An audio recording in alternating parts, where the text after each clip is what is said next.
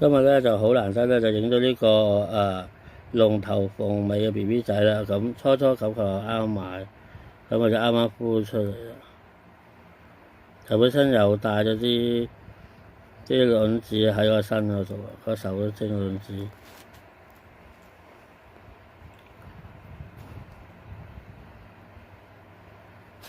咁咧就用一啲魚兒孵化器咧，擺個魚缸度養就得。不過咁樣都得啦，最初呢段時間，如果最好就用嗰個魚兒孵化器，就確保佢要夠大條咯，就唔好游翻出嚟。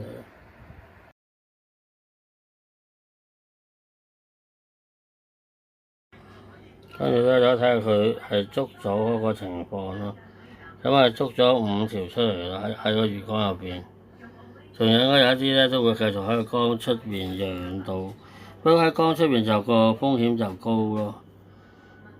佢會就咁停喺一個水底一個位置咁咯，就盡量將個水流咧校到最低。有陣時啲大魚都可能會食翻，所以呢啲缸咧就好咯。咁喺嗰啲金魚鋪有得買。大家睇到啦，通常都係咁樣咯。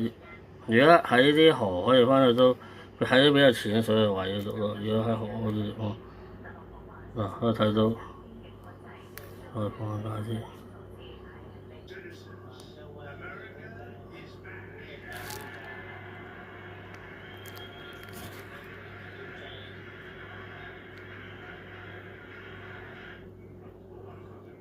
好多 answer。